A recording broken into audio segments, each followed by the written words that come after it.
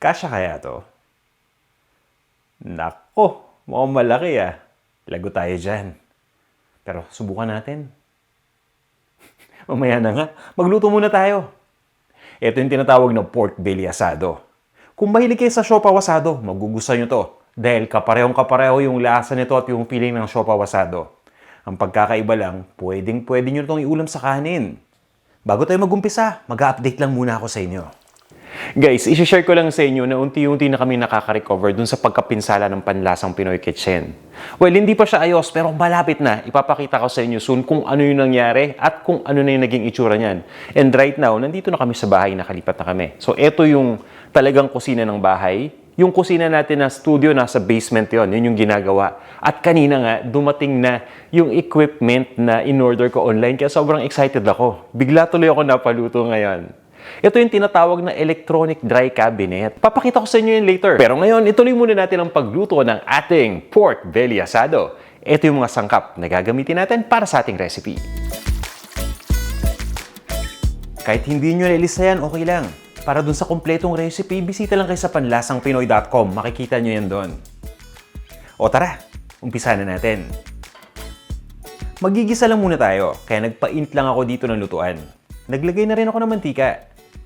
Habang pinapainit yung mantika, pinaprepare ko yung mga igigisa natin. Unang-una syempre, sibuyas. Ang gamit ko dito ay yellow onion. Ito yung sweet onion. Mukha lang hindi yellow, no? Medyo puti. Pero yellow onion talaga yan. At pwede kayong gumamit dito ng kahit anong kulay na sibuyas naman. Pagdating sa paghiwa, nasa sa inyo kung gaano kalaki. Ako mas gusto ko dito yung tamang-tama lang. Kung gusto niyo mas maliit na hiwa, feel free to do that. At ginigisa ko lang yan. So dating gawin dito ginigisa natin ito hanggang sa lumambot. Pero meron akong tip sa inyo. Kung gusto niyo na yung sibuyas mas maging manamis-namis yung lasa, pwede natin itong i-caramelize. Yung tipong magbibigay lang tayo ng extra time sa pag-isa dito hanggang sa mag-light brown na. Huwag nyo lang tatagalan ng sobra baka naman maging mapait yan dahil masusunog na. At yun nga, nilagay ko na yung liempo. Napansin niyo no, yung liempo marinated. Eto, simple lang yung ginawa ko dyan. Hiniwa ko lang muna itong liempo into serving pieces. Ibig sabihin niya, nasa sa inyo kung gaano kalapad o kanipis yung hiwa na gagawin. Itong hiwa na ginagawa ko ay yung usual na hiwa lang kapag nagluluto ko ng adobo. Nasa sa inyo kung gusto ninyong gayan yung hiwa, walang problema. At nilalagay ko lang yan sa isang malaking bowl. Ihalo na natin ibang mga sangkap. O, di ba? May pag-gloves pa ako kanina hinawakan ko naman yung baboy ng kamay lang. Pero anyway guys, yan, nilalagay na natin dito yung toyo. At naglalagay din ako dyan ng banana ketchup. Itong banana ketchup, optional ingredient lang yan, kung gusto lang ninyo. At bawang. Para sa akin, mas maraming bawang mas okay. At itong bawang ay kinakrush ko muna, at pagkatapos niya na hinihiwa ko pa ng pinong-pino. Pagkahiwa ng bawang, idiretso na natin lahat dito at hinahalo ko lang mabuti. At once na mahalo na guys, pinakamaganda dito, ang recommended ko talaga ay ibabad natin overnight para kapit na kapit yung lasa dun sa pork. Pero ako since nagmamadali na 1 oras na pagbabad lang iluluto ko na to. Well actually guys, sa totoo lang pwedeng 1 hour. May lasa na yan pero best talaga is overnight, no? Nilagyan ko lang yan ng cling wrap para nang sa ganun, hindi makontaminate tapos ilagay lang natin sa loob ng refrigerator. Lalong-lalo na kung overnight ninyong ibababad. At yun nga, once na mababad na natin, iluto na natin to.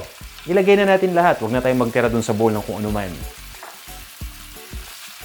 At ginigisa ko lang yan hanggang sa maging light brown na yung kulay ng outer part ng liempo. At since may bawang nga to na maliliit yung hiwa, importante na habang ginigisa natin, hinahalo-halo natin ito para maging pantay yung pagkakaluto. At para doon naman sa mga nagtatanong tungkol sa heat setting, naka-high heat tayo habang nagigisa ngayon. So ituloy lang natin ang pag-isa hanggang sa maging light brown na yung kulay ng outer part ng pork. At pagkatapos niyan, ilagay na natin yung ibang mga sangkap pa. Para dun sa mga hindi masyadong mahilig sa pork o bawal sa pork, pwedeng-pwede tayong gumamit dito ng alternative protein ingredients. Ang highly recommended ko dito ay chicken as an alternative ng pork or beef. Either of the two, okay na okay. Ganun din yung gagawin natin. Ibababad din natin tapos igigisa lang natin yan hanggang sa mag-light brown na. At since kailangan pa nga nating palambutin itong protein natin, which is pork para sa recipe na to, naglalagay ako ng tubig. Dahil papakuluan natin yan. Kaya naman tinakpan ko na yung lutuan, di ba? Para mas mabilis na kumulo. At yan. Kumukulo na, no? So, naka-high heat setting pa rin tayo, ha? Maglalagay lang muna ako dito ng Knorr pork cube. Gumagamit ako nito para mas umangat yung lasa ng pork dito sa ating pork belly asado. Pagkalagay, hinahalo ko lang yan. And guys, naka-high heat setting pa rin tayo. Tinutuloy ko lang ang pagluto dito ng 3 minutes. Guys, grabe, naninibago ako dito sa kusina. Medyo matagal kasi ako hindi nakapagluto dito eh. Isipin ninyo, no? 3 buwan mahigit kung saan ako nagluluto, pero at least nakaraos naman.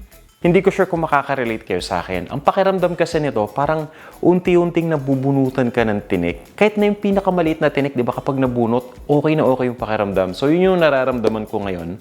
Nakakahinga na ng mabuti unti-unti. At isa pa, malapit na din maayos yung basement. So magiging normal na naman lahat.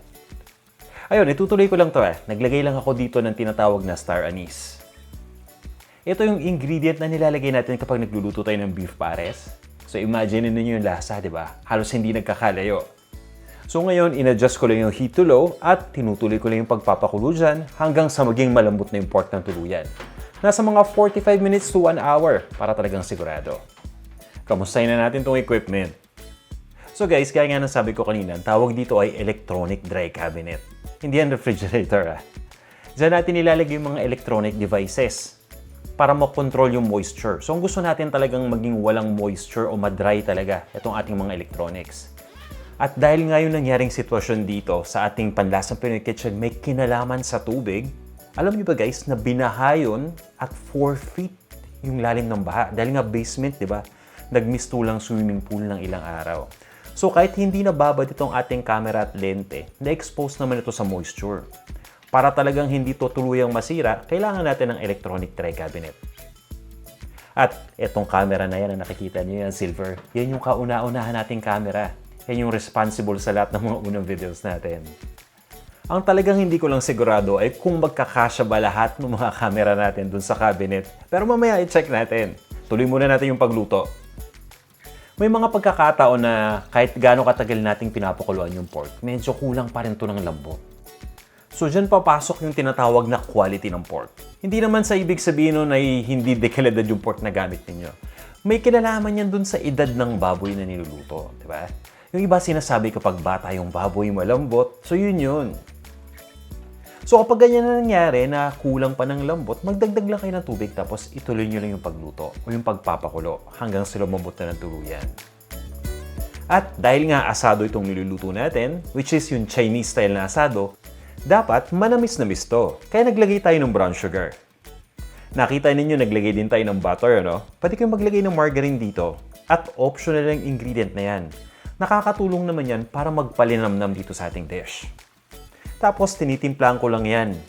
Naglalagay lang ako dyan ng ground black pepper at ng konting asin. Tinutuloy ko na yung pagluto dito ng mga 5 minutes. Hindi ko na tinatakpan At yung heat nga pala ulit. Ina-adjust ko na to between low to medium. Halos patapos na tayo Ito yung next na ginagawa ko. Gusto ko kasi dito yung sauce medyo malapot-lapot. Kaya kumukuha ako ng cornstarch. Pwede kayong gumamit ng potato starch. Gagawa lang tayo ng slurry So, pagsasamahin lang natin yung starch pati yung tubig. Tapos sahaluin ko lang na mabuti yan. Pagkahalo, ibuhos muna natin dito yung kalahati. Huwag muna nating lahatin Kalahati lang muna para alam natin yung lapot. So kapag hinalo na natin, magantay lang tayo ng mga 20 seconds. Kapag kulang pa yung lapot, ubusin na natin lahat. At yan, once na ma-reach na natin yung ating desired na consistency o yung desired na lapot, okay na to. Ginutom ako dun sa binuhat kong package Hindi siya biro, no? Hindi siya magaan At yun nga, isa pa nun, medyo nagutom din ako kakaisip kung paano ako pagkakasya yung lahat ng mga gamit na yun. Pero guys, ito, mamaya papakita ko sa inyo kung ano nangyari. Pero at this point guys, ready na tong ating pork belly asado. Pwede na nating ilipat sa isang serving bowl at i-serve na natin to. Nakapagsayang na ba kayo ng kanin? So, garanduhin nyo may sinaing na. Balik na tayo dun sa ating dry cabinet. So, yun nga. Nilagay ko naman dun yung mga camera na. Kasi nga yung mga lente nagkasya naman, Yung challenge ko dito kasi may mga camera ako, yung mga sinauno pa yung malalaki. Uso pa yung kamerang malalaki dati. Hindi ko alam kung paano ko pagkakasyahin. Buti na lang nagkasya. Tapos, siniksik ko na din yung mga maliliit na camera natin. Mabuti na nga lang at nagkasya lahat, ano? Kaya happy-happy naman ako, no? Aba, hindi biro mag-invest sa camera, guys. Kaya yun, masarap na yung pakiramdam na yung gamit mo, di ba? Magiging maayos na. Kumbaga, hindi ka na matatakot o mag-iisip na baka masira na lang ng basta-basta. At pagdating nga dito sa pork belly asado naman, so napagod nga ako sa pinagagawa ko, kaya nilantakan ko na guys. Nung tinikman ko nga, talaga namang okay na okay. Yung tipong dito pa lang sa shot na to, may pangiti-ngiti pa, di ba, sabay tikim. Doon pa lang Pagkatapos niyan guys, nagkanin na kagad ako. Kasi nga, ubod ng sarap. At yung lambot, saktong-sakto. Saucy pa. Subukan nyo tong ating recipe At panoorin nyo rin yung next video natin. Ipapakita ko na sa inyo kung ano yung nangyari sa panlasang Pinoy Kitchen. Munti ka na ako mapaswimming Basta yun, abangan nyo na lang See you next time!